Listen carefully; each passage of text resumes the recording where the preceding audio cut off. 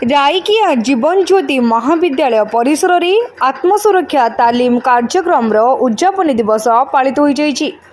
एही अवसर में छात्री मानकु निजकु किपरि सशक्त एवं सुरक्षित रखा जाय परिबो सेथिप्रति विस्तृत आलोचना करा जायतिला। उल्लेख्य जे गत 17 फेब्रुआरी ठारू 25 फेब्रुआरी पर्यंत 8 दिन धरी युक्त 3 प्रथम वर्षर छात्री मानकु एक तालीम प्रदान करा जायतिला। सभारे महाविद्यालय अध्यक्ष श्रीजुक्त उमाकांत रथ सभापतित्व करने सहित छात्री मानक सुरक्षा संपर्कित विभिन्न दिग उपरे आलोकपात करथिले। कार्यक्रम रे मुख्य अतिथि भाव रायकिया पंचायत समिति अध्यक्षा श्रीमती रीना प्रधान जोगदे छात्री मानकु सशक्त हेबा सह मनोबल दृढ़ करबा पई प्रेरणादायक उपदेश देथिले। सम्मानित अतिथि श्री भुवन मोहन साहू मध्य छात्री मानकु आत्मविश्वास वृद्धि पई सचेतन कराइथिले। बेणुपाणी महापात्र, मंजुला साहू, सुकांत कुमार नायक, दिलीप कुमार नायक और लिजालिन भोई आदि आत्मसुरक्षा तालीम गुरुत्व संपर्क में मत प्रकाश करथिले।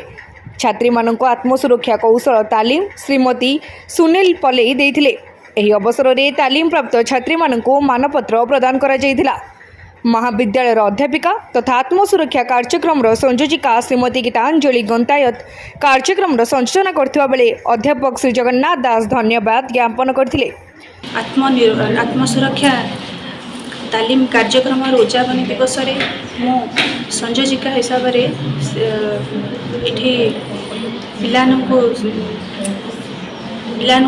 कार्यक्रमटी करी एवं ये आमर मास्टर ट्रेनर थिले सुनेली पल्लई एवं यह कार्यक्रम फेब्रुआरी 17 तारिख रु 25 तारिख पर्यंत अनुष्ठित होता आम महाविद्यालय आम अध्यक्ष नेतृत्व ये कार्यक्रमटी आमर आयोजित होता एवं यही कार्यक्रम द्वारा जो आमर छात्री माने किभली निजको आत्मसुरक्षा लाभ कर आमर ओडिशा सरकार को अशेष अशेष धन्यवाद। भारतीय छात्री मानक आत्मसुरक्षा कार्यक्रम उद्यापन दिवस आपने जो मेसेज देवे समाज को से प्रथम धन्यवाद दूसरी।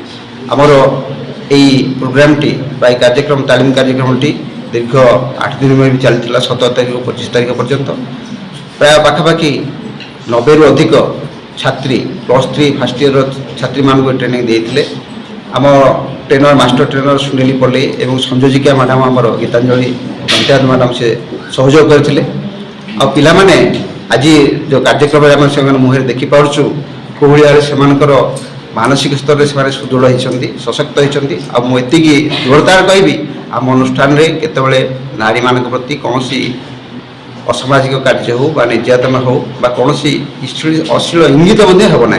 छात्री आत्मसुरक्षा तालीम अंतिम दिवस में मुझे मुख्य अतिथि भाव में तो निश्चित भाव में महिला मानक सरकार जो पदक्षेप नहीं बहुत उचित पदक्षेप एथि नारी मानकर भविष्य सुरक्षा रही। रायकिया नृसिंह बारिंग रिपोर्ट तीर्थक्षेत्र लाइव।